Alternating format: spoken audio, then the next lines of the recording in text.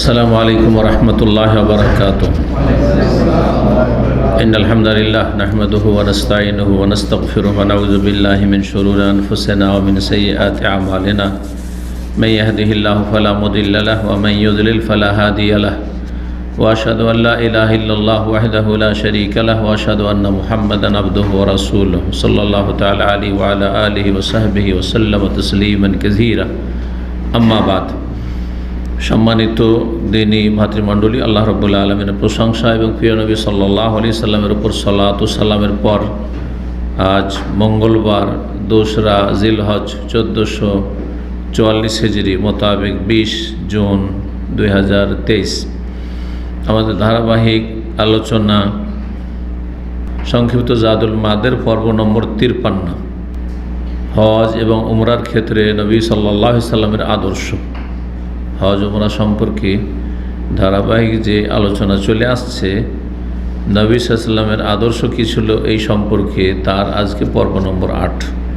আজকে ইনশাআল্লাহ তাআলা দীর্ঘ 8টি আলোচনায় নবী সাল্লাল্লাহু আলাইহি সাল্লামের হজ শুরু থেকে শেষ পর্যন্ত, সফর শুরু করেছেন মদিনা মসজিদ নববী থেকে, আর তারপরে জুলহুলাইফা গেলেন, তারপরে মক্কা গেলেন, তারপরে হজ করলেন, আর হজ করে আবার যে ফিরলেন মদিনায়, একবারে মদিনা ফিরা পর্যন্ত আজকে আলোচনা শেষ হবে।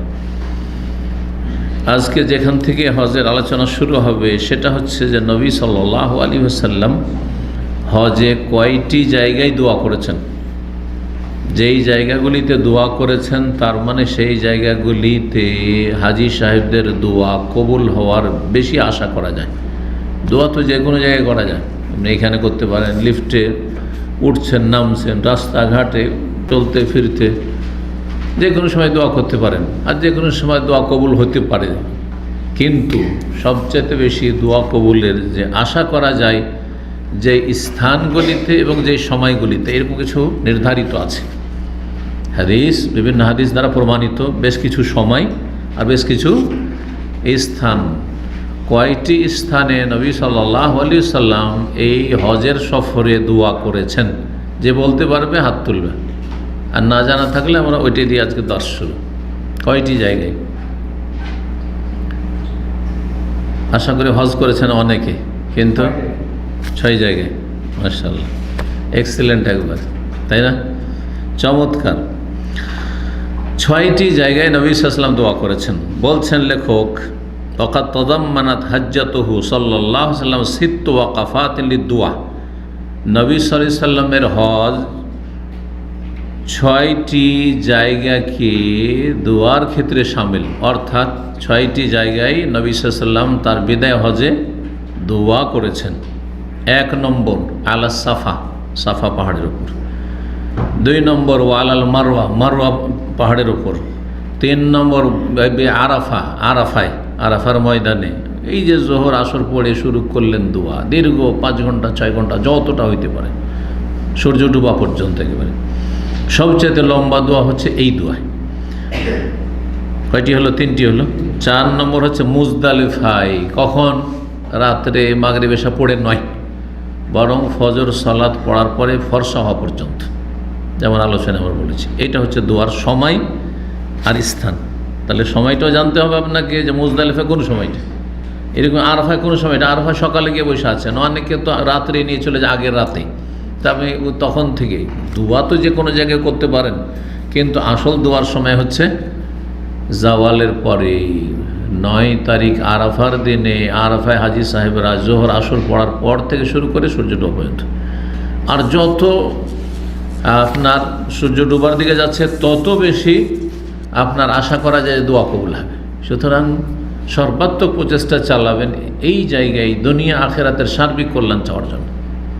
অনেক কিছু চাওয়ার আছে আল্লাহ রাব্বুল কাছে, ব্যক্তি জীবনের সুস্থতা, নিরাপত্তা ইত্যাদি, আর তা পারিবারিক জীবন, তারপরে আর্থিক জীবন, রুজি রোজগার, দুনিয়ার মেলা কিছু রয়েছে। পারিবারিক শান্তি, স্ত্রী নিয়ে শান্তি, ছেলে মেয়ে নিয়ে শান্তি। আল্লাহ শান্তি না দিলে কোনো শান্তি হতে পারে না। ভালো ভালো ঘরে শান্তি নেই, অনেক আল্লাহ ভীরুর ঘরে শান্তি নেই। আল্লাহর পরীক্ষা, ওইটাই তার বালা মুসিবত। দুনিয়ার দোয়া করবেন, আখিরাতের দোয়া করবেন। জি, আর আখিরাতের সবচেয়ে বড় দোয়া হচ্ছে জান্নাতের দোয়া, জাহান্নাম থেকে রক্ষার দোয়া। রব্বানা আতিনা ফিদ দুনিয়া হাসানা ওয়া ফিল আখিরাতি হাসানা ওয়া কিনা আযাবান্নার। এই দোয়াটি সমস্ত দোয়াকে শামিল, মানে দুনিয়ার সব চেয়ে ফেললেন, আখিরাতের সব চেয়ে ফেললেন, আর আখিরাতের সবচাইতে বড় দোয়া, মুখ্য দোয়া হচ্ছে জাহান্নাম থেকে পরিত্রাণ, ওয়া কিনা আযাবান্নার। এর চাইতে ব্যাপক অর্থপূর্ণ দোয়া আমার জানা নেই। এই জন্য নবী সাল্লাল্লাহু আলাইহি ওয়াসাল্লাম খুব বেশি বেশি এই দোয়া করতেন। কয়টি জায়গা হলো? 4টি হলো, তাই না? সাফা, মারওয়া, আরাফা, মুজদালিফা। 5 নম্বর ইনদাল জামারাতুল উলা, প্রথম জামরা 11 তারিখ, 12 তারিখ, 13 তারিখ, এই দিনগুলিতে এই 3টি জামারাত মারবেন। 10 তারিখে তো শুধু বড় জামরা মেরেছেন, সুতরাং দোয়া নেই, মানে কোনো দিনই নেই। প্রথম জামরা যেটি ছোট জামরা বলা হয়, প্রথম জামরা বলা হয়। মেনার দিক থেকে গেলে প্রথম যেটি পড়বে, আকারের দিক থেকে ছোট, এই জন্য জামরায় সুগরা বলা হয় এটিকে ছোট। আসগারের স্ত্রীলিঙ্গ মুয়ান্নাস হচ্ছে সুগরা। আর প্রথম পড়ে এদিক থেকে গিয়ে হাজী সাহেবদের, সেজন্য উলা বলা হয় প্রথম। ওয়াইন্দাল জামারাত সানিয়া, দ্বিতীয় জামরা, হ্যাঁ সিরিয়ালে দ্বিতীয় পড়ে সেজন্য দ্বিতীয় জামরা। আর 3টি জামরার মধ্যে মাঝখানে সেজন্য জামরায় উস্তাও বলা হয়, মধ্যবর্তী জামরা। এই জামরায় পাথর মারার পরে দোয়া কয়টি জায়গা হইল? 6টি জায়গায়। 6টি জায়গায় নবী সাল্লাল্লাহু আলাইহি ওয়াসাল্লাম দোয়া করেছেন। তাহলে এই 6টি জায়গায় হাজী সাহেবদের দোয়া কবুলের আশা করা যেতে পারে। এছাড়া মুলতাজামে দোয়া, অর্থাৎ কাবার দরজা আর আপনার ওই হাজরা আসওয়াদের মাঝখানে দোয়া, এগুলি সম্পর্কে কিছু আসার রয়েছে, সেগুলি অধিকাংশ আইম্মা ইকরামদের কাছে জয়ীফ। কেউ কেউ বলেছেন যে তারপর আমল করা যেতে পারে, আসছে ওই আলোচনা শেষ দিকে। সুতরাং সেটি যেহেতু মানে নিশ্চিত নয় যে সেই বিষয়গুলি অথেন্টিক সহি, সেই জন্য সেগুলিকে ওলামারা গণ্য করেননি। কিন্তু এই জায়গাগুলি সহি হাদিস দ্বারা প্রমাণিত যে 6টি জায়গায় নবী সাল্লাল্লাহু আলাইহি ওয়াসাল্লাম দোয়া করেছেন এবং এই জায়গাগুলি দোয়ার আশা করা যায়। খুতবা, এখন নবী সাল্লাল্লাহু আলাইহি ওয়াসাল্লাম কয়টি খুতবা দিয়েছেন? একটা তো আরাফার খুতবা হয়ে গেল, কিন্তু মেনায় কয়টি খুতবা দিয়েছেন এই মর্মে কিছু জানা আছে? মেনাতেও খুতবা দিয়েছেন। আমাদের অধিকাংশ মুসলিম ভাইরা কি জানেন বা বোনেরা কি জানেন যে আরাফার খুতবা শুধু, কেন আরাফার খতিব আর আরাফার খুতবাই জানে, কিন্তু মেনাতেও যে খুতবা সুন্নাত, আর দুইটি খুতবা সুন্নাত নবী সাল্লাল্লাহু আলাইহি ওয়াসাল্লাম বলছেন। ওয়া খাতাবা মেনা খুতবাতাইন, নবী সাল্লাল্লাহু আলাইহি ওয়াসাল্লাম মেনায় 2টি খুতবা দিয়েছেন, মানে একসাথে খুতবাগুলা খুতবা সানিয়া নয়, জুমার মতো 2 দিন খুতবা দিয়েছেন। ইয়াউমান নাহার, এক হচ্ছে কোরবানির দিনে 10 তারিখের খুতবা, যে সম্পর্কে এর আগে আলোচনা হয়েছে। ওয়াসানিয়া, দ্বিতীয় খুতবা ফি ওয়াসাত আইয়ামে তাশরিক, আইয়ামে তাশরিকের মধ্যবর্তী দিন। আইয়ামে তাশরিক কয়টি, কি? 11, 12, 13, তো মধ্যবর্তী হচ্ছে 12 তারিখ। 12 তারিখ খুতবা দিয়েছেন, তার 11 তারিখ খুতবা দেননি, 13 তারিখও দেননি। 13 তারিখ তো বিদায়, পাথর মেরে। আর 10 তারিখ খুতবা হইল, তো আর 11 তারিখ খুতবা নাই, দেননি, কিন্তু 12 তারিখে খুতবা দিয়েছেন, ভাষণ। আর এই সুন্নতের আমল হয় মসজিদে খাইফে হয়, কিন্তু হাজী সাহেবের যেহেতু ওখানে পৌঁছে না, সেজন্য হদিস পাই না। আর আরাফার খুতবার যেহেতু প্রচার বেশি, সেই জন্য প্রচারের মাধ্যমে মানুষ ওইটাই জানে। জি, কিন্তু আপনাকে শুধু প্রসার দিয়ে জানলে হবে না, আপনাকে জানতে হবে হাদিস দলিলের আলোকে। জি,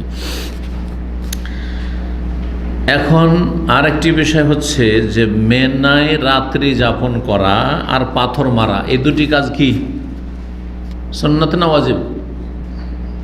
হ্যাঁ, মেনায় রাত্রি যাপন 8 তারিখের নয়, 8 তারিখের দিন গিয়ে ওইটা তো সুন্নাত, সবার কাছে সুন্নাত। কিন্তু 10 তারিখের দিন আপনি তওয়াফ সাই করার পরে যদি আসেন তওয়াফ সাই করতে, আর এটা উত্তম, তাহলে সন্ধ্যা হইতে হইতে বা রাতের অধিকাংশ সময় আপনি এসা পরে রাত 9টা 10টার মধ্যে, 11টার বেশি নয়, ফিরে যাবেন আপনি কোথায়? মেনায় ফিরে যাবেন। মেনায় রাত্রি যাপন করা, আর তারপরের দিন 11 তারিখ, 12 তারিখ কমপক্ষে, আর 13 তারিখ পর্যন্ত মারলে ভালো, 3টি জামরাকে কি করা?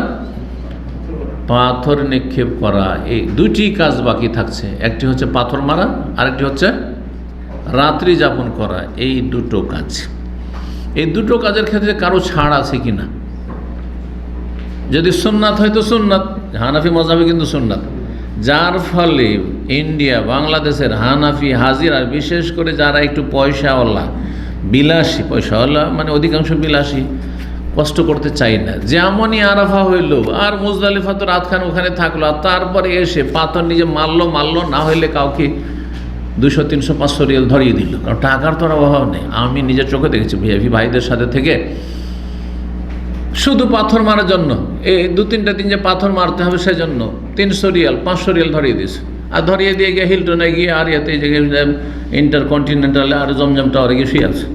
আরে কি হজ তামাশা নাকি? না, মোটেই না, এভাবে চলবে না। যে ব্যক্তি পারছে না অচল, তার জন্য এমনকি মহিলাও পাথর মারবে, এটাই আসল। একটু লেটে মারবে, যদি ভিড় থাকে তো লেটে মারবে, বিলম্বে মারবে, 11-12 তারিখে সন্ধ্যার পরে মারুক, তাও অসুবিধা নেই, কিন্তু নিজে মারা উত্তম। মহিলাদের ক্ষেত্রে আমি মেরে চলে আসছি স্বামী, অথচ মহিলা সুস্থ সবল মাশাআল্লাহ, এমন নয় যে 70-80 বছরের বুড়ি মানুষ, এমন কিছু না। তাহলে এই যে ফতুয়া, যেটি পাথর মারায়, বদলি পাথর, অন্য কেউ পাথর মেরে নেওয়া, এটি মানুষের ইজতিহাদি ফতুয়া আলেমদের, এটা কোনো দলিল ভিত্তিক ফতুয়া নয়। মানে এমন কোনো দলিল নেই যে কেউ কারো পক্ষতে পাথর মেরেছে। বুঝতে পেরেছেন? এই মশালাগুলোকে বুঝতে হবে ভালো করে, এত সহজ বিষয় মনে করলে হবে না। দিন এত সস্তা নয়। দুনিয়ার ক্ষেত্রে কিন্তু আমরা সস্তা জিনিসে সন্দেহ করি, সস্তা মানে অবস্থা খারাপ। কিন্তু ধর্মের ক্ষেত্রে যত সস্তাতে সারতে পারেন, যত ঠকামি করতে পারেন না। তো যাই হোক, বিশেষ কারণে ছাড় আছে, কিন্তু সেটি সুন্নত নয়, ওয়াজিব। কোনটি ওয়াজিব? যে বিষয়টি আলোচনা করছি, মেনায় রাত্রি যাপন আর পাথর মারা কি ওয়াজিব। আর বিশেষ ক্ষেত্রে ছাড় আছে, মানে রাত্রি যাপন না করে বাইরে কোথাও রাত থাকলো, এইটা বিশেষ অবস্থায়। সে অবস্থাগুলি শোনেন। বলছেন ওয়াস্তা জানাহুল আব্বাস, নবী সাল্লাল্লাহু আলাইহি ওয়াসাল্লামের কাছে নবী সাল্লামের চাচা আব্বাস রাদিয়াল্লাহু তাআলা অনুমতি চাইলেন।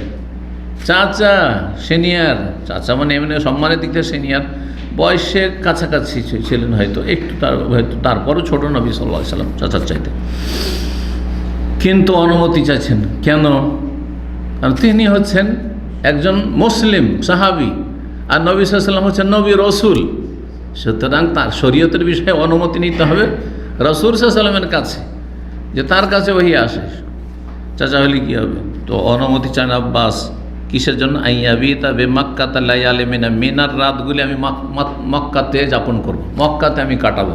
কিসের জন্য? আমাকে কষ্ট লাগছে সেজন্য? হ্যাঁ, না, মিন আজালে সেকায়াতেহি, হাজি সাহেবদেরকে জমজমের কূপ থেকে পানি পান করানোর জন্য। জমজমের কূপ তো আজকালকার মতো না, তখন পানি বালতি থেকে উঠিয়ে পান করাইতে হইতো। তো এই দায়িত্বে আমি নিযুক্ত, এই কাজগুলি করব। পানি কে খাওয়াবে? হ্যাঁ, সবাইকে সেলফ সার্ভিস করবে না, হাজি সাহেব আসছে যাতে করে সাথে সাথে পানি পায়, বালতিতে উঠাচ্ছে আর মানুষকে খাওয়াচ্ছে, পানি পান করাচ্ছে। তো আব্বাস রাদিয়াল্লাহু আনহু অনুমতি কিসের জন্য? যাও গিয়ে জমজম কূপ থেকে পানি উঠে পানি পান করো, বা ওই দেখাশোনাটি করো সেখানে। ফাজেন আল্লাহ নবী অনুমতি দিয়েছেন। তাহলে বিশেষ ক্ষেত্রে ছাড় দেওয়া হয়েছে এইরকম। আর উটের রাখালদেরকে অনুমতি দিয়েছেন। উটের রাখাল মেনাতে হজে এসছেন, হজ করে মেনাতে যদি থাকেন তো উটগুলি চড়াবে, উটগুলি না খেয়ে থাকবে, উটকে তো খাওয়াইতে হবে, চড়াইতে হবে। আর চারণভূমি তো আর এখানে ঘাস পাত নেই মেনার মাঠে, তাহলে বাইরে একটু দূরে যেতে হবে, মেনার বাইরে যেতে হবে, মরুভূমিতে যেতে হবে, যে এলাকায় ঘাস আছে, তো তাদেরকে অনুমতি দেওয়া হয়েছে। ওয়াস্তাজানাহু রেআউল এবলে, রাইর বহু বচন রোয়াত হয়, রেআ হয়। উটের যারা রাখাল তারা অনুমতি চাইলেন নবী সাল্লাল্লাহু আলাইহি ওয়াসাল্লামের কাছে, ফিল বাইতু, তাতে রাত যাপন করার জন্য, খারেজা মেনা, মেনার বাইরে কোথায়, ইন্দাল এবলে, যেইখানে উটের পাল রয়েছে, উটের পাল যেখানে আছে ওখানে থাকার জন্য। উটগুলিকে দেখাশোনা করতে হবে, পাহারাও দিতে হবে, তারপরে সেগুলিকে চড়াইতে হবে। ফারখাসাল্লাহুম, তাদের জন্য ছাড় দিলেন কিসের ক্ষেত্রে? একটা ছাড় হলো রাত্রি যাপনের ছাড়। পাথর মারার ক্ষেত্রে এই কথা কিন্তু বলেন নবী সাল্লাল্লাহু আলাইহি ওয়াসাল্লাম, যে বদলি পাথর কেউ মেরে দিবে তোমাদের, এটা বলেননি। কিন্তু যে বর্তমান যে ফতুয়া, ইজতিহাদি ফতুয়া, সেটা হচ্ছে যে তুমি চলে যাও আর আমি বদলি তোমার কী করবো, পাথর মেরে দেবো, এই ফতুয়া। না, এটা করেন নবী সাল্লাল্লাহু আলাইহি ওয়াসাল্লাম। নবী সাল্লাল্লাহু আলাইহি ওয়াসাল্লাম যেটা করেছেন শুনেন, বলছেন যে আইয়ারমু ইয়াওমান নাহারে সুম্মা ইয়াজমাউ রামিয়া ইয়াওমাইনি বাদাহু ইয়ারমুনহু ফি আহাদিহিমা। নিজেই মারবে, কিন্তু 2 দিনের পাথর একবারে মারবে, একদিনে মারবে, মানে কাজা করবে। কথা বুঝতে পেরেছেন? জি। তো বলছেন যে তাদেরকে বললেন, ছাড় দিলেন কি, যে তোমরা কুরবানির দিন যে 10 তারিখে সেটাতে পাথর মেরে নাও। সেটাতে কয়টা জামরাকে মারতে হবে? 3। কে 3টে বললো? আরে কুরবানির দিনে 10 তারিখে প্রথমটা, বড়টা শেষ দিকে, মক্কার দিকে। তো প্রথম কেন হলে শেষটা বলতে হবে এটা। ওইটার নাম জামরা আকাবা, যেহেতু ওই জায়গাটা ঘাঁটি, 2 দিক থেকে পাহাড়, হ্যাঁ 2 দিক থেকে সেটে আসছে, চিপাহে আসছে, আর 2 পাহাড়ের মাঝখানে সংকীর্ণ এলাকাকে আকাবা ঘাঁটি বলা হয়। এই জন্য জামরা আকাবা। আর ওটার আরেকটি নাম হচ্ছে জামরা কুবরা, যেহেতু এটি বড়, আজকালও দেখেন বড় আকার বড় করা আছে এটা, তো জামরা কুবরা বলা হয়। 10 তারিখে মারবে ওই যে বড় জামরা এটাকে। সুম্মা ইয়াজমাউ রামিয়া ইয়াওমাইনে, তারপরে 2 দিনের বাকি যে 11-12 তারিখের পাথর মারাকে জমা করবে, একত্রিত করবে। তারপরে কিভাবে? ইয়ারমুনহু ফি আহাদিহিমা, এই 2 দিনের একদিনে মেরে নেবে। হয় 11 তারিখেই অগ্রিম মেরে নাও, 12 তারিখেটাও, অথবা 11 তারিখে তোমরা কি করো, থাকো উটের কাছে থাকো, 12 তারিখে এসে 10 তারিখে মেরে চলে যাও, আর তার 12 তারিখে এসে মেরে যাও 2 দিনের। তাহলে অগ্রিম মারা চলছে অথবা কাজা চলছে, কিন্তু নিজেই মারতে হচ্ছে। এটা হচ্ছে হাদিস দ্বারা প্রমাণিত। তাহলে যথাসাধ্য আমাদেরকে হাদিসের আমল করার চেষ্টা করতে হবে, মানুষের ওলামাদের ইজতিহাদি ফতোয়া থেকে বাঁচার চেষ্টা করতে হবে। কারণ মানুষের ইজতিহাদ ভুল হতে পারে, এগুলো মানুষের মত। মানুষের মতের পেছনে যদি কোরআন হাদিসের দলিল না থাকে তেমন কোনো মূল্য নেই। তবে যখন কিছুই পাচ্ছে না, তখন আলেমদের কথার একটা মূল্য আছে, কারণ তারা সবগুলি কথাকে সামনে রেখে ইজতিহাদ করেছেন, তাদের একটা যোগ্যতা আছে। জি। কিন্তু যেখানে দলিল পাচ্ছি আমরা, সেটা উত্তম বিকল্প, উত্তম বিকল্প। বুঝতে পেরেছেন বিষয়টা, যে নিজেই মারবে, কিন্তু 2 দিন এটা একসাথে মারবে। আর রাত্রি যাপনের বিষয়টাতে ছাড় দেওয়া হইল। এই ছাড় দেওয়া হয়েছে সেজন্য হানাফি মাযহাব বলা হচ্ছে এটা সুন্নাত। আর ভিআইপি ভাইদেরকে আমি কীভাবে বুঝেছি জানেন? আমার দাওয়াতে আমি যে হেকমতগুলি আল্লাহ আর দান, আমি মানুষের মগজে একটু টনক পড়তো। তারা মাসলা জিজ্ঞেস করলো যে এটি সুন্নত না ওয়াজিব। তা আমি বললাম কোনটি? মেয়ের নাই 11-12 তারিখ রাত্রি যাপন। তো বললাম ওয়াজিব। তখন একজন আবার হানফি মযহাবের কিতাব পড়ে এসছে, হানাফি হজ পড়ে এসছে। ও বলছে যে আমরা তো জানি যে সুন্নাত। তখন তাকে যদি বলে যে ওইটা হানাফি হজ, বলছে আমি হানাফি হজ করব, মযহাবি গোড়ামি আছে, তাহলে ওই ওষুধ দিয়ে কাজ হবে না, অন্য আমাকে মেডিসিন দিতে হবে। ঠিক আছে, তখন আমি বললাম যে সুন্নাতটা কার? কি জিজ্ঞেস করলাম? সুন্নাতটা কার? তখন বলছে রাসূলুল্লাহ সাল্লাল্লাহু সুন্নাত। কার সুন্নাত? এই জন্য তোর নাম সুন্নাত, তাই না? তা আমি রাসূলুল্লাহ সাল্লাল্লাহু সুন্নাত ছাড়তে হবে না করতে হবে? জিজ্ঞাসা। তো করতে হবে। করতে হবে তো থাকেন, তাহলে আপনি সুন্নত মনে করেই থাকেন। তাহলে কথা বুঝতে পেরেছেন? একেবারে আর কোনো জবাব নেই। বুঝতে পেরেছেন? এইভাবে যাদের মগজে ভাইরাস আছে, কম্পিউটারের ভাইরাসের মতো, এইভাবে সব ভাইরাস থেকে ক্লিন করতে হয়।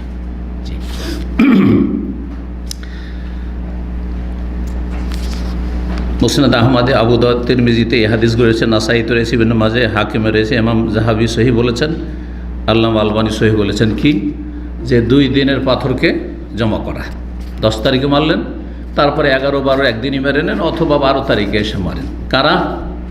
যাদের ওজর রয়েছে।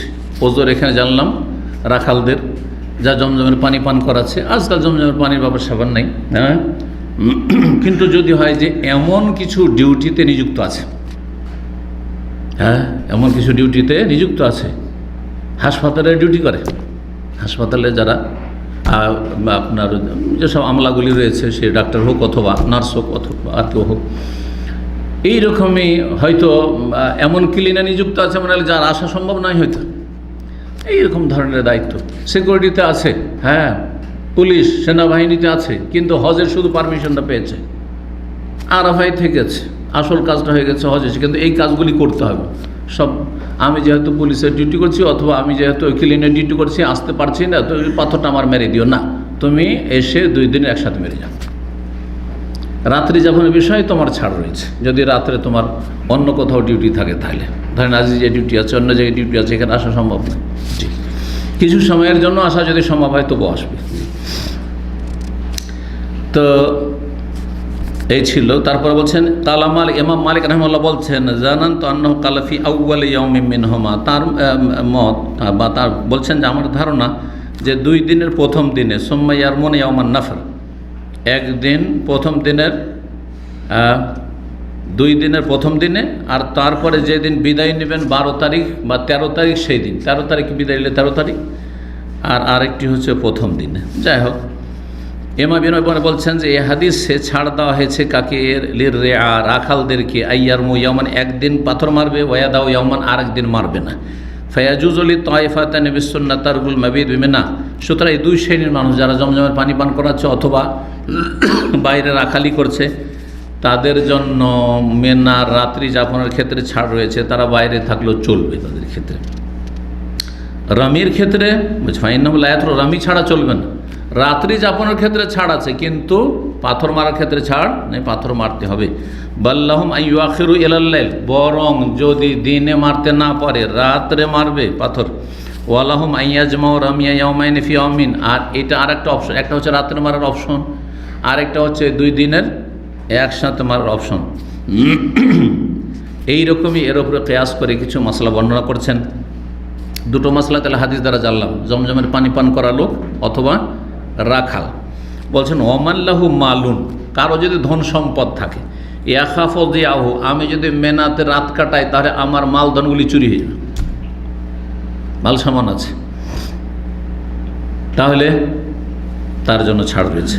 আও মারিজুন, অসুস্থ ব্যক্তি, ইয়াখাফু মিন তাখাল্লুফি আনহু, এমন অসুস্থ যে আমি মেনায় হাজির হতে পারবো না, আরে হাসপাতালে অ্যাডমিট আছে, মক্কার কোনো হাসপাতালে অ্যাডমিট আছে, আর বলবে যে না ওকে রাত্রে এখানে নিয়ে এসো, এই ক্ষেত্রে ছাড় আছে তার, কিন্তু আরাফার ক্ষেত্রে ছাড় নেই।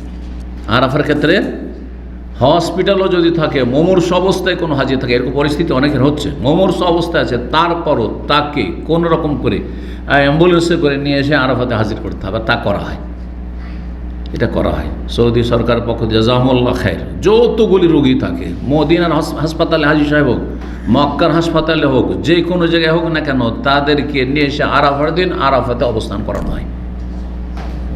আর তারপরে অন্যগুলোর ক্ষেত্রে ছাড় রয়েছে। কানামারি জাল্লাহল বাইতু, তাই এমন অসুস্থ যে এখানে রাত্রি যাপন করা সম্ভবই না, সাকাতাত আনহু বেতামবিহিনালাই, তাহলে তাদের এই ওপর থেকে এই দায়িত্বগুলি নেমে যাবে, কারণ আমাদের কাছে বেশ কিছু লোক যাদের ওজর ছিল তাদের জন্য পারমিশনের প্রমাণ রয়েছে নবী সাল্লাম থেকে। নবী সাল্লাল্লাহু আলাইহি ওয়াসাল্লাম মেনায় 11-12 শুধু 2 দিন থেকেছেন না 3 দিন থেকেছেন? শরীয়তের বিধান কি? 3 দিন থাকতে হবে না 2 দিন থাকলে চলবে? কিন্তু 3 দিন থাকলে উত্তম। কোরআনে কারীমের আয়াত রয়েছে হজ সম্পর্কে, ফামান তাআজ্জালা ফি ইয়াওমিন আইয়ামে তাশরিক সম্পর্কে আল্লাহ বলছেন ওয়াজকুরুল্লাহ ফি আইয়ামিন মাদুদাত, এই তাশরিকের দিনগুলোতে আল্লাহর জিকির আজকার করো, বেশি বেশি তাকবীর পাঠ করো সালাতের পরে বিশেষ করে, আর অন্য সময়ও। ফামান তাআজ্জালা ফি ইয়াওমিন, কেউ 2 দিনে যদি তাড়াহুড়া করে বলে হজ সেরে 12 তারিখে চলে যাব দুপুরে পাথর মেরে জোহর পরে, ফালা ইসমালে, তাতে কোনো গুনাহ নেই। ওমান তাআখারা, কেউ যদি বিলম্ব করে 13 তারিখ পর্যন্ত, ফালা, তাতেও কোনো গুনাহ নেই।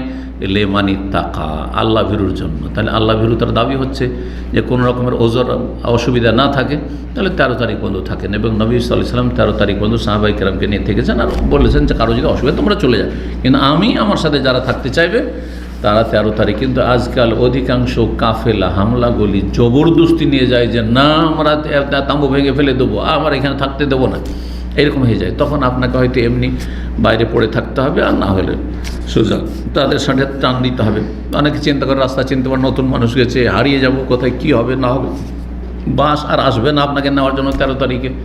এইরকম পরিস্থিতি এখন হয়ে গেছে, কিন্তু আগের এমনটা ছিল না, অপশন ছিল। আমরা অল্প কিছু লোক মাত্র এক সময়, আজকে থেকে 15-20 বছর আগে খেমার মধ্যে হজ করেছি, 20% লোক থাকতো, 80% লোক চলে যেত, তখন বলতাম। এখন তো বাধ্য মানুষ অনেকে, কিন্তু নিজেকে বাধ্য মনে করবে না, যদি থাকা সম্ভব হয় আপনি হারাবেন না, আপনার কোনো রকম কষ্ট হবে না, থেকে যেতে পারেন, নিজের খাবেন, খাওয়া দাওয়া নেই, কিচ্ছু নেই, অসুবিধা নেই, এখান থেকে আপনার ট্রান্সপোর্ট নেই, অসুবিধা নেই, আমি নিজে চলে আসবো। উত্তম রকম আমল করার চেষ্টা করবেন। তাই বলছেন ওয়ালাম ইয়াতাআজ্জাল ফি ইয়াওমাইন, 2 দিনে নবী সাল্লাল্লাহু আলাইহি ওয়াসাল্লাম তাড়াহুড়া করে আসেননি, বাল তাআখারা, বরং বিলম্ব করেছেন, হাত্তা আকমাল রামি ফিল আইয়ামি সাল, 3 দিন মেরেছেন, 11, 12, 13, 3 21 কতটি 63, আর 10 তারিখে 7, 70টি। উত্তম হচ্ছে 70টি কঙ্কর মারা। ওয়াফা জামসুল হাসান, নবী সাল্লাল্লাহু আলাইহি ওয়াসাল্লাম এর থেকে মেনা থেকে রওয়ানা দিলেন মঙ্গলবারে। আরাফা হয়েছে কি বারে?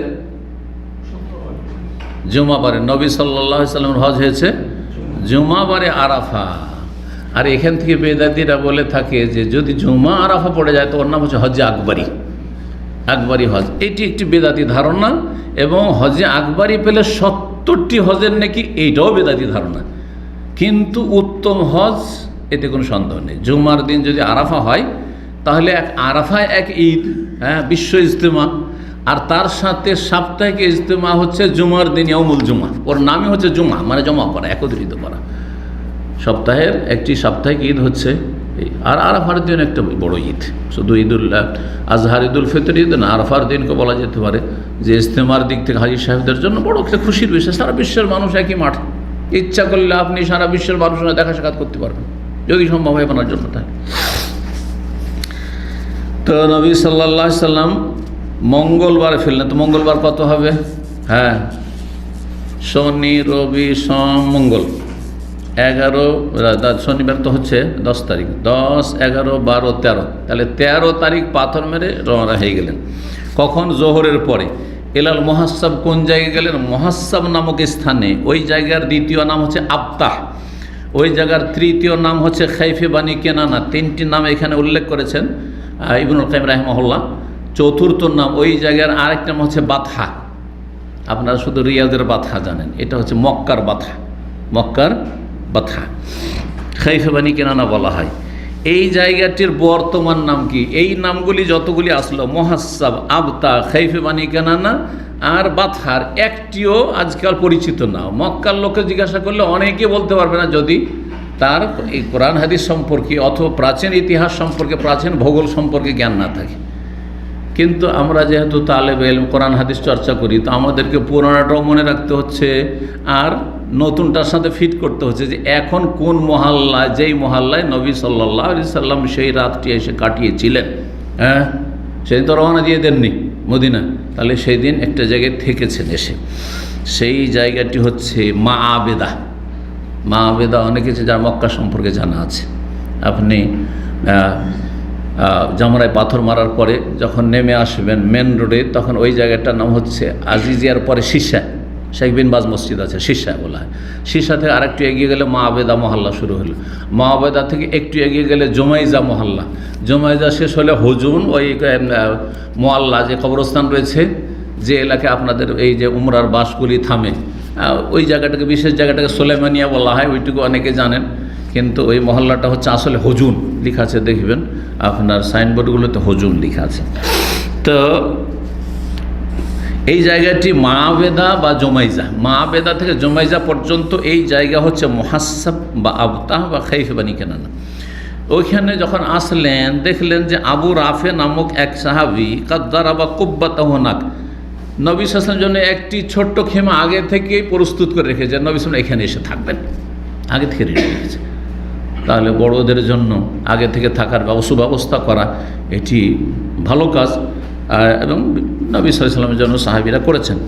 ওয়াকানা আলা সিকলিহি তৌফিকাম মিনাল্লাহ আযজা ওয়া জাল্লা দুনা আইয়ামরা বি রাসূলুল্লাহ সাল্লাল্লাহু আলাইহি ওয়াসাল্লাম। এই আবু রাফে আল্লাহর পক্ষ থেকে নবী সাল্লাল্লাহু আলাইহি ওয়াসাল্লামের পরিবার পরিজনের দেখাশোনা, তাদের কোথায় কে উঠলো, রওনা হইলো কি হইলো না, সাথে আছে কি না, এসব দায়িত্ব গোলাম, একজন গোলাম তিনি দায়িত্বে ছিলেন, এগুলো দেখাশোনা দায়িত্বে।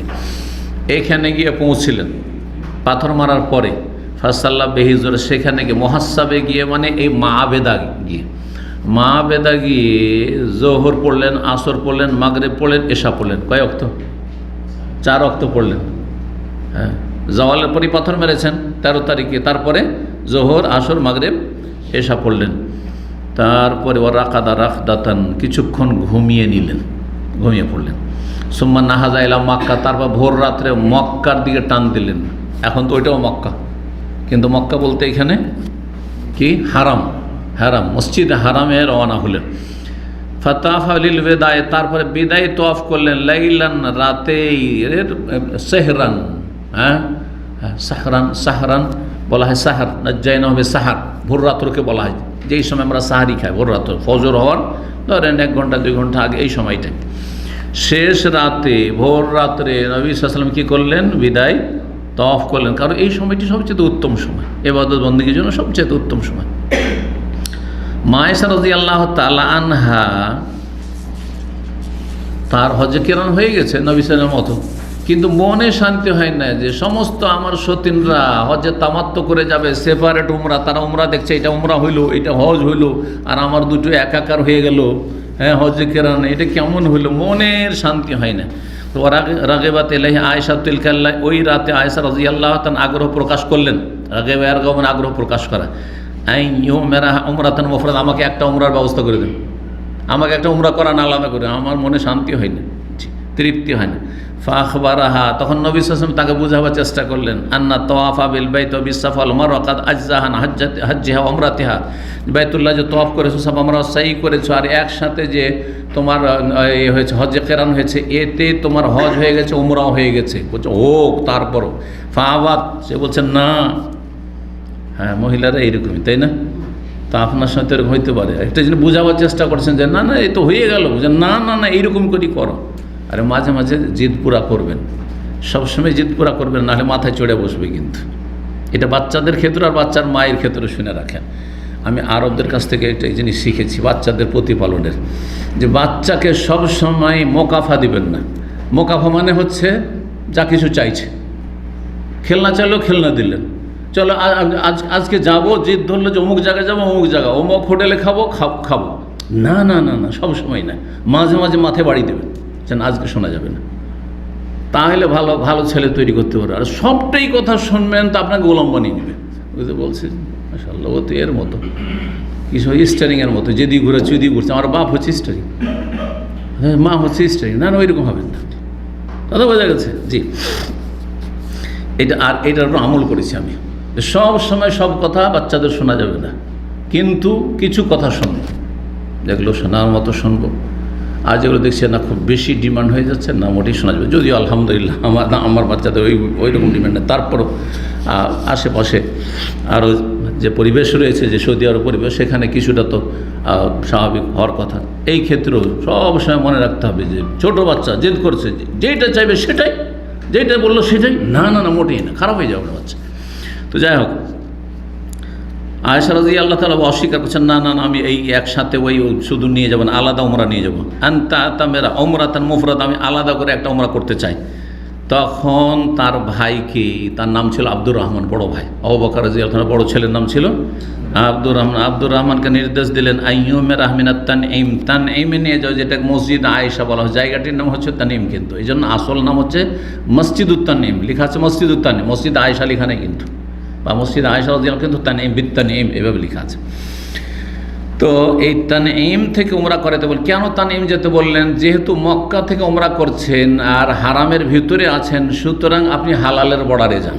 হজের ক্ষেত্রে আপনি যখন আরাফা যাচ্ছেন, মক্কার লোক, তখন আরাফা তো হালাল এরিয়ে চলে গেলেন। আর হজ উমরার সার্কুলার হচ্ছে শরীয়তের রহস্য, হেকমতটা শোনেন, যে হালাল এরিয়া হারাম এরিয়া মিলে আপনার হজ সম্পাদন হবে।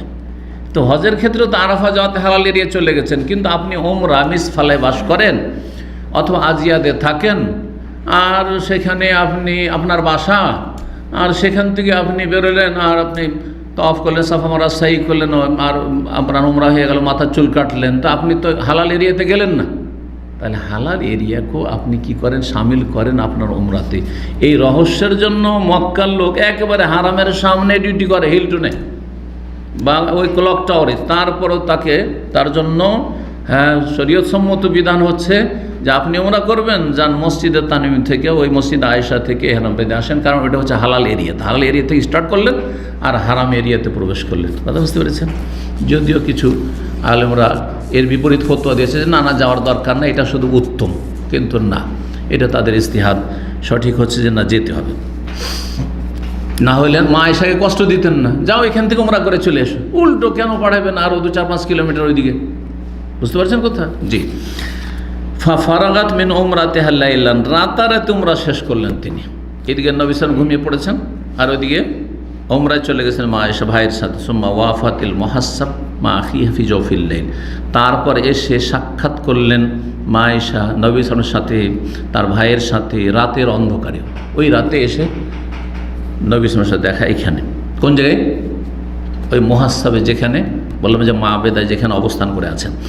ফাকালা, তখন নবী সাল্লাল্লাহু আলাইহি ওয়াসাল্লাম বললেন, ফারাক তোমরা দুইজনের কাজ হয়ে গেছে, যে কাজে গিয়েছিলে, মানে উমরা করানো হয়ে গেছে। দেখেন আব্দুর রহমান কিন্তু উমরা করেনি, তাহলে বোঝা গেল যে এই যে আজকাল বিদাতিদের তরিকায় উমরা করা, মসজিদে আয়েশা যাও আর একটা কোনোবার করে আসো, যাও আর দিনে 2-4টা 5টা 10টা করে উমরা করো। এটা যদি সুন্নত হইতো, তো যদি কোনো অবকাশ থাকতো তো আব্দুর রহমানকে বলতেন তোমার বোন তোমরা করছে, তার মনের শান্তি, তুমি একটা করে নিয়ে এমনি কেন ঘুরে আসবে? কোনো প্রমাণ আছে? কোনো প্রমাণ নাই। শুধু মা আয়েশা উমরা করেছেন। মা আয়েশার মতো কারো যদি মাসিক চলে আসে আর ওইরকম পরিস্থিতি হয়, তাহলে আপনি দলিল নিতে পারেন, এর বেশি নয়। এই জন্য এটা সুন্নাত নয়, আসলে বারবার করে মক্কা থেকে উমরা করা, এই মসজিদ আয়েশা গিয়ে। জিজ্ঞাসা করলেন যে হয়ে গেছে, বলছে হ্যাঁ। কালাতার নাম ফানাদা বির রাহিল, তখন নির্দেশ দিলেন, ঘোষণা করে দিলেন কিসের? রাহিল, প্রস্থানের, যে এখন রওনা হব। কোথায় রওনা হব? বিদায় তওয়াফ করব, আর বিদায় তওয়াফ করে চলে যাব। ফারতাহালান নাস, তখন লোকেরা রওনা দিলেন। কোথায় রয়েছে? সহিহ বুখারী সহিহ মুসলিমে রয়েছে। আর একটি হাদিস আসওয়াদ থেকে বর্ণিত হয়েছে সহিহ বুখারীতে, তাতে রয়েছে ফালাকিয়ানি রাসূলুল্লাহ ওয়া হুয়া মুসঈদুন মিন মক্কা, মক্কা থেকে তিনি আসছিলেন, ওই জায়গায় দেখা হয়েছে। কোন রওয়ায়াতে রয়েছে মুহাসসাবে দেখা হয়েছে। আমি নামছিলাম নিচের ওপর দিক থেকে, আর তিনি উঠছিলেন ওপর দিকে, ওই জায়গায়, মানে রাস্তায় দেখা হয়েছে। এটা প্রমাণ করে আন্নাহা তালাকায়া, রাস্তাতে তাদের পরস্পর সাক্ষাৎ হয়েছে। আর আগেরটাতে বোঝা যায় যে আন্নাহু ইনতাজারা ফি মানজিলিহি, যেখানে তার খেমা তাঁবু ছিল ওই মাহবেদা মুহাসসাবে, সেখানে অপেক্ষায় ছিলেন। যাই হোক, নবী সাল্লাল্লাহু আলাইহি ওয়াসাল্লাম তারপরে সেখান থেকে বেরোবেন। বলছেন যে ফাওয়াফাতু ওয়া কাদ আখাযা ফিল হুবুতি ইলা মক্কাতুল বিদায়, মক্কা যাচ্ছিলেন বিদায় তওয়াফ করার জন্য। সেই সময় মা আয়েশার সাথে দেখা হয়ে গেল, তাহলে সাথ হয়ে গেল, তারপরে একসাথে বিদায় তওয়াফ করলেন। আচ্ছা, এই মুহাসসাব নামক স্থানে যে রাত কাটালেন নবী সাল্লাল্লাহু আলাইহি ওয়াসাল্লাম, 13 তারিখের পরের রাতটি হচ্ছে 14 তারিখের রাত। 14 তারিখ রাত বিদায়ের আগে, অর্থাৎ পাথর যেদিন মারলেন শেষ 13 তারিখে, তারপরে যে রাতটা কাটানো মুহাসসাব নামক স্থানে, অর্থাৎ মাবেদাই মহল্লায়, এটি কি সুন্নাত? যেহেতু নবী সাল্লাল্লাহু আলাইহি ওয়াসাল্লাম করেছেন, এমনকি আবু বকরও করেছেন, ওমরও করেছেন, ওসমানও করেছেন, খোলাফায়ে রাশিদিনরাও তাদের খেলাফত আমলও করেছেন, যে হজ শেষ হলো গিয়ে এই মাবেদা, এই মুহাসসাব নামক স্থান যেখানে নবী সাল্লাল্লাহু আলাইহি ওয়াসাল্লাম থেকেছেন, ওই এলাকায় গিয়ে রাত কাটিয়েছেন, তারপরে সেখান থেকে রওনা দিয়েছেন। তাহলে এইটা প্রমাণ করে যে এটি হচ্ছে সুন্নাত, মুস্তাহাব কাজ, ওয়াজিব নয়, কিন্তু সুন্নাত। এটা অনেক ওলামায়ে কেরামগণ বলেছেন, সাহাবায়ে কেরাম অনেকে বলেছেন, কিন্তু দুইজন সাহাবী থেকে, মা আয়েশা রাদিয়াল্লাহু তাআলা আনহা থেকে, ইবনে আব্বাস থেকে, তাদের ভিন্ন মত রয়েছে যে না, এটা ছিল অনিচ্ছাকৃত, কোনো একটা জায়গায় রাত কাটাতে হবে।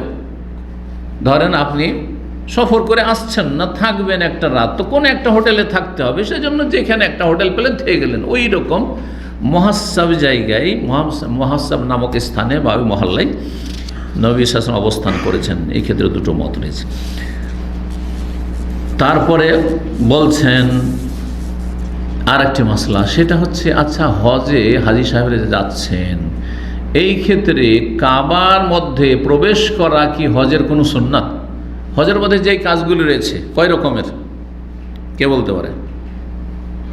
হ্যাঁ, 3 রকমের। 1 নম্বর ফরজ, রুকুন বলবে, রুকুন, তাহলে কারণ ওয়াজিবগুলোও ফরজ, আরকান, হজের আরকান। আর তারপরে 2 নম্বরে ওয়াজিবাত, ওয়াজিব, আর এই সব দুটোই ফরজ। আর তারপরে আর বাকিগুলো হচ্ছে সুন্নাত। তাহলে হজ শুরু করে দেওয়ার পরে যেই কাজগুলি রয়েছে সেই কাজগুলি 3 ভাগে বিভক্ত। কিছু রুকুন আছে পিলার হজের, আর কিছু আছে ওয়াজিব ফরজ, আর তারপরে বাকিগুলো সবগুলি হচ্ছে কাজ হচ্ছে সুন্নাত। এখন এখানে মাসলা যে বাইতুল্লাহ প্রবেশ করা, হাজি সাহেবের জন্য কাবা ঘরের ভিতরে প্রবেশ করা, এটা কি সুন্নাত? ওয়াজিব তো নয়, কারো মতে নয়, ফরজ রুকুন তো নয়, কিন্তু এটাকে কি সুন্নাত বলা যাবে না? যেমন লাব্বাইক তালবিয়া পাঠ করা সুন্নাত, হ্যাঁ, হাজরে আসওয়াদে চুমন দেওয়া সুন্নাত, রুকনে ইয়ামানিকে স্পর্শ করা সুন্নাত, ঠিক কিনা? হ্যাঁ, ইজতেবা করা সুন্নাত, রমাল করা সুন্নাত, আছে না? মেলা সুন্নাত। তারপরে যখন বাইতুল্লাহর তওয়াফ করা হইলো, যাবেন আপনি সাফার দিয়ে, তখন একটু জমজম খাওয়া সুন্নাত, সুন্নাত, মেলা সুন্নাত রয়েছে, ঠিক আছে। এইরকম কি বাইতুল্লাহ প্রবেশ করা কি হজের সুন্নাতের অন্তর্ভুক্ত? না, সুন্নত নয়। কারণ নবী সাল্লাল্লাহু আলাইহি ওয়াসাল্লাম বাইতুল্লাহ প্রবেশ বিদায় হজে করেছেন কোনো প্রমাণ নেই। কখন করেছেন তাহলে? সেটা ছিল মক্কা বিজয়ের বছর। মক্কা যখন বিজয় হলো, কাবা ঘরের মধ্যে প্রবেশ করলেন, 2 রাকাত সালাত আদায় করলেন। ওয়ারা কাসীরু মিনান নাস, কিন্তু অনেক ওলামারা মনে করেন আন্না দুখুল আল বাইতি মিন সুনানিল হজ, বাইতুল্লাহ প্রবেশ করা হচ্ছে হজের সুন্নাত। কেন? ইক্তেদান বিন নবী সাল্লাল্লাহু আলাইহি ওয়াসাল্লাম, নবী সাল্লাল্লাহু আলাইহি ওয়াসাল্লামের অনুসরণে। যে নবী সাল্লাল্লাহু আলাইহি ওয়াসাল্লাম যেহেতু কাবা ঘরে ঢুকেছেন, তো আমরাও হজ করতে জীবনে একবার এসে তো কাবা ঘরে ঢুকি। আজকাল যেহেতু সাধারণ লোকের চান্স নাই, সুতরাং ওইটা আজকালকার বাস্তবে কোনো কাজে আসবে না। ওয়াল্লাযী তাদুল্লু আলাইহি সুন্নাতুহু, তবে নবী সাল্লাল্লাহু আলাইহি ওয়াসাল্লামের সুন্নাত যেটা প্রমাণ করে, আন্নাহু লাম ইয়াদখুলু ফি হজ্জিহি ওয়ালা ফি উমরিহি, নবী সাল্লাল্লাহু আলাইহি ওয়াসাল্লাম 4টা উমরা করেছেন আর 1টি হজ করেছেন, কোনোটাতেই কাবা ঘরের ভিতরে প্রবেশ করেন নাই। ওয়াইন্নামা দাখালাহু আমাল ফাতহে, মক্কা বিজয়ের বছর প্রবেশ করেছেন, যেটি সহিহ বুখারীতে 4400, সহিহ মুসলিমে 1329 নম্বর হাদিস।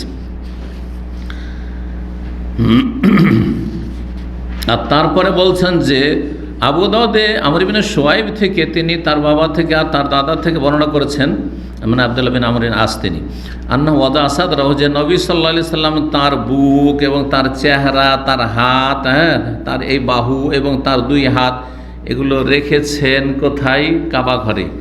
অকাল হাকাদা রায়ত রাসূলুল্লাহ ইয়াফআলু, এইরকমই করতে আমি দেখেছি রাসূলুল্লাহ সাল্লাল্লাহু আলাইহি সাল্লামকে। এই হাদিসটি রয়েছে আবু দাউদ, ইবনে মাজাহ রয়েছে, কিন্তু এই হাদিসের সনদে মুসান্নাফ ইবনে সাবাহ রয়েছেন একজন বর্ণনাকারী, তিনি দুর্বল।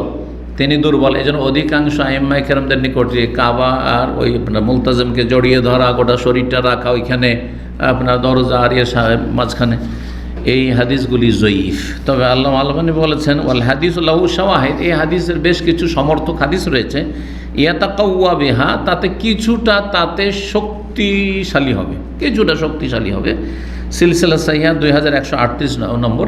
তারপর আলবানী রাহমাহুল্লাহর যে হজের কিতাব রয়েছে, আমার কাছে কিতাবটি আছে, হজের উপরে একটা ওনার কিতাব রয়েছে, তাতে উনি বলেছে এটা করতে পারে, কিন্তু অধিকাংশ আইম্মায়ে কেরাম বলছেন না, এগুলো সহিহ সূত্রে প্রমাণিত নয়।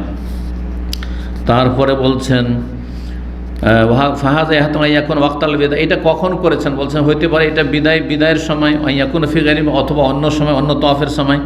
লাকিন কালা মুজাহিদ, ইমাম মুজাহিদ প্রখ্যাত তাবি, অন্যরা বলেছে ইয়াস্তাহিবু আন ইয়াকিফা ফিল মুলতাজাম, তাহলে তাবেই থেকে বর্ণিত, তিনি বলছেন যে মুস্তাহাব হচ্ছে মুলতাজামে দাঁড়াবে বাদা তওয়াফিল বিদা, বিদায় তওয়াফ করার পরে। আজকাল সম্ভব না, নিজেকে কষ্টে ফেলতে যাবেন, অন্য কষ্টে দেবেন।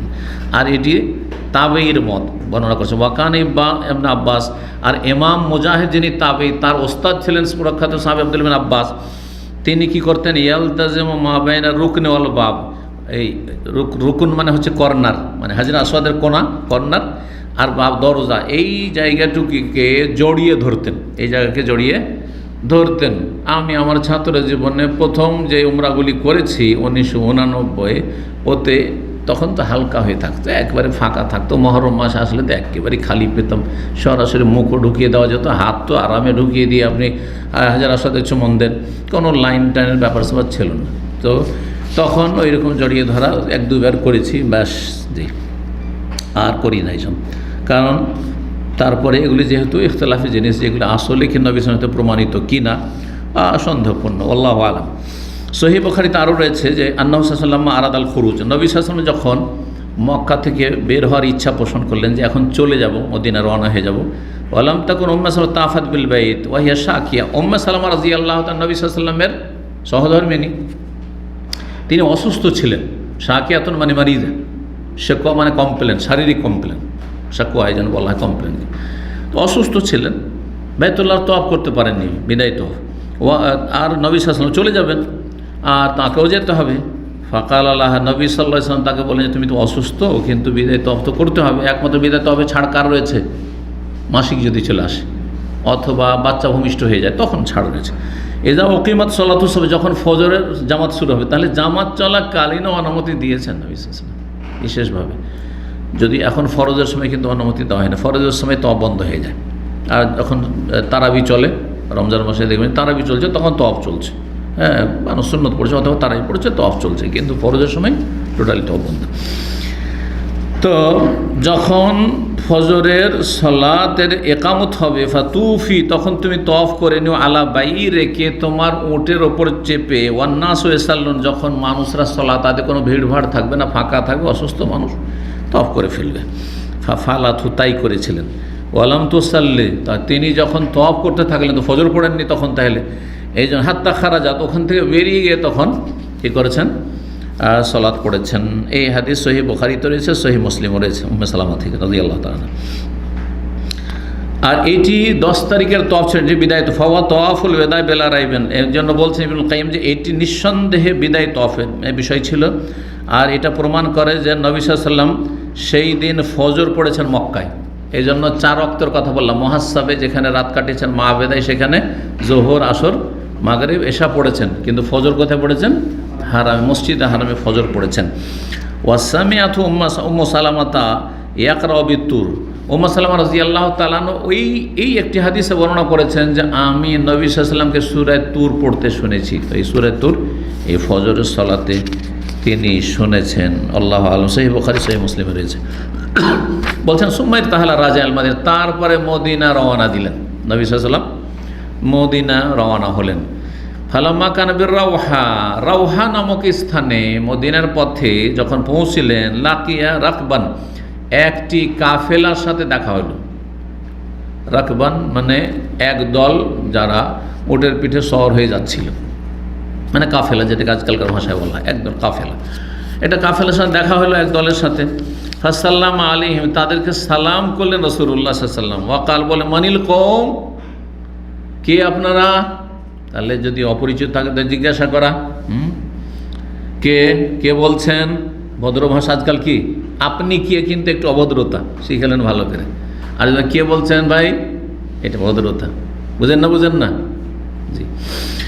তো মানুষ দিনের দিন কথার ক্ষেত্রে ভদ্র হচ্ছে, মানে অ্যাক্টিং করা শিখছে। আগের যুগে অসুবিধা নেই, কে বলছেন আপনি, কিন্তু না, এখন না, কে বলছেন, আরে কে বলছেন ভাই, কে বলছেন ভাই, হ্যাঁ আপনি কে, আপনার নাম কি, না ওইভাবে বলবেন না। জি। তো জায়েজ, অসুবিধা নেই, জায়েজ হতে কোনো সমস্যা নেই, যদি যত ভালো ভাষা কোনো সমস্যা নেই। জিজ্ঞাসা করেন মানিল কম, এই দলের লোকেরা কারা? ফাকালু, তারা বলল আল মুসলিমুন, মানে নাহনুল মুসলিম, আমরা মুসলিম, আমরা হচ্ছে মুসলিম। কাল ফামানিল কম, তখন তারা জিজ্ঞাসা করেছে ওই কাফেরের লোকেরা যে আপনারা কারা? তারাও কিন্তু চেনে না, তাহলে দূর থেকে শুনে শুনে মুসলমান হয়েছে সব। হ্যাঁ, আপনারা কারা? কালা রাসূলুল্লাহ সাল্লাল্লাহু আলাইহি ওয়াসাল্লাম। হ্যাঁ, নাহনু রাসূলুল্লাহ, আমি রাসূলুল্লাহ, আর আমার সাথে আমার সাথী সঙ্গীরা। ফারাফাত এলাই ইমরাতুন সাবিয়াল্লাহ ফি মেহাফাতিন, জনৈক মহিলা তার একটি শিশু, কোলের দুধ পান করা শিশুকে তার কোলে ছিল, জড়ানো ছিল, সেটাকে এইরকম হাতে তুলে ধরলো আর বললো ইয়া রাসূলাল আলে হাজা হাজ্জুন, আমি যদি একে নিয়ে হজ করি তো এর হজ কি কবুল হবে? মানে নাবালক ছেলে বা শিশু, কোলের ছেলে মেয়ে, আর কি হজ হবে? কালার নাম হবে, ওয়ালা কি আজরুন, কিন্তু নেকি তোমার হবে, মানে তোমার মেহনত পরিশ্রমের নেকি তোমার হবে, আর হজ তার হবে, মানে নফল হজ হবে, ফরজ হজ আদায় হবে না। কথাটি সংক্ষেপে জানেন, নাবালক অবস্থায় কেউ যদি হজ করে, হজের সওয়াব সেই ছেলে মেয়েও পাবে, আর তার বাপ মা অথবা যে কষ্ট করে করাবে কাজগুলি সেও এক ভাগ পাবে। কিন্তু হাজ্জাতুল ইসলাম, যেটা ইসলামের জীবনে একবার হজ ফরজ, সেই ফরজ আদায় হবে না। ফরজ আদায় হওয়ার জন্য শর্ত হচ্ছে আল বুলুগ, সাবালক হওয়া। সাবালক হওয়ার পরে আপনি হজ করেন, যে কারো পয়সাই করেন, আপনি ফ্রি করেন, আপনাকে কেউ নিজে থেকে পয়সা দিল সে নেবেন না, মানুষের কাছে ভিক্ষা করবেন না, কারণ এটি পেশা ভালো নয়। কিন্তু কেউ যদি সহযোগিতা করে, যে আছে আমার সাথে, আর আল্লাহ আমাকে পয়সা দিয়েছে, চলো আমি, যেমন অনেক ভাইয়েরা কিন্তু মাশাআল্লাহ, আমি বাংলা ভাষা দরবারে পয়সাওয়ালাদেরকে জানি যারা প্রতি বছর বেশ কিছু লোক হজ করে, বেশ কিছু লোক হজ করে। এ তো আজকালকার কথা বলছি। ইমাম ইবনুল মুবারক, ইমাম বুখারীর ওস্তাদ ইমাম আব্দুল্লাহ বিন মুবারক, আমিরুল মুমিনিন হাদিসের ক্ষেত্রে, তো তিনি 1 বছর জেহাদ করতে যেতেন বর্ডারে সাথী সঙ্গীদেরকে নিয়ে, ছাত্রদেরকে নিয়ে, আর আরেক বছর তিনি নিজে হজে আসতেন। অনেক পয়সাওয়ালা ইমাম ছিলেন। তার মানে আলেমরা শুধু গরিব হয় না, এটা আজকাল আলেমরা গরিব হয়ে গেছে, কিন্তু এক সময় আলেমরা সবাই প্রায় সচ্ছল হইত। কথা বুঝতে পারছি? ইমাম আবু হানিফা হলো বড় বিজনেসম্যান, এত বড় ইমাম, বড় বিজনেসম্যান, পুঁজিপতি, আপনি যেমন তেমন মনে করিয়েন না। ইমাম ইবনুল মুবারক কত বড় ধনী মানুষ যে 1 বছর বিশাল এক দলকে নিয়ে বাইতুল্লাহ হজে আসতেন। 1 বছর হজ আর 1 বছর জিহাদ, গাজী আর হাজি, 1 বছরের গাজী আর 1 বছরের হাজি। জি, তো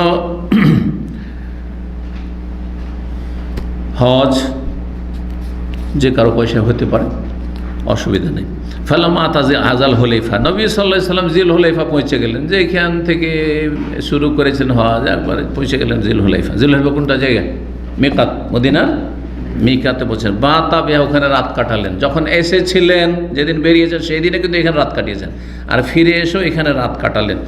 যেই জায়গাটিতে রাত কাটিয়েছেন সেটা যে মসজিদ রয়েছে বর্তমান, সে মসজিদ থেকে একটু দূরে, ওই জায়গার নাম মুআররাস। মুআররাস, আররাস মানে রাত্রি যাপন করা। ওই জায়গাটির নাম প্রাচীন যুগে মুআররাস ছিল। হাদিসে মুআররাস, সহিহ বুখারী মুসলিম মুআররাস শব্দ দিয়ে এসেছে।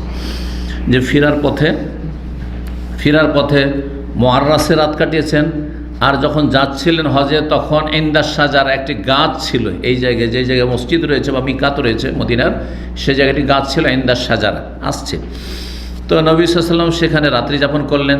ফালাম্মা আল মদিনা, তারপরে সকালে যখন বেরোলেন আর মদিনা দেখতে পাচ্ছেন, মদিনার ঘর বাড়ি নজরে আসছে।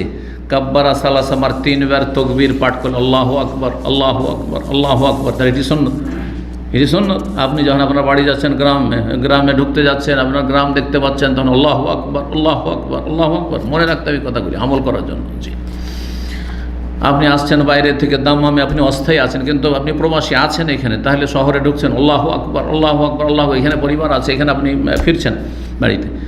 তারপরে বললেন তকবীর বলার পরে 3 বার, লা ইলাহা ইল্লাল্লাহু ওয়াহদাহু লা শারীকা লাহু, লাহুল মুলকু ওয়া লাহুল হামদু ওয়া হুয়া আলা কুল্লি শাইইন কাদির। আল্লাহ ছাড়া কোনো সত্য মাবুদ নেই, যার কোনো শরীক নেই, সমস্ত কিছুর মালিক তিনি, মালিকানা তার। ওয়া লাহুল হামদু, যাবতীয় প্রশংসা তার। ওয়া হুয়া আলা কুল্লি শাইইন কাদির, তিনি সমস্ত কিছুর ওপর ক্ষমতাবান, সর্বশক্তিমান। আয়েবুনা মানে নাহনু আয়েবুনা, আমরা ফিরে আসলাম। তায়েবুনা, আমরা তওবা করলাম। আবেদুন, আমরা ইবাদত করছি আল্লাহ তোমার। সাজেদুনা, তোমাকে সেজদা করছি। লিরব্বিনা হামিদুন, আমাদের রবের আমরা প্রশংসা জ্ঞাপন করছি। সাদাকাল্লাহু ওয়াদ, আল্লাহ তার প্রতিশ্রুতিকে সত্য করে দেখিয়েছেন। ওয়া নাসার আবদ, তার বান্দা মুহাম্মদ সাল্লাল্লাহু আলাইহি ওয়াসাল্লামের সাহায্য করেছেন, যে ইসলাম বিজয়ী হয়েছে।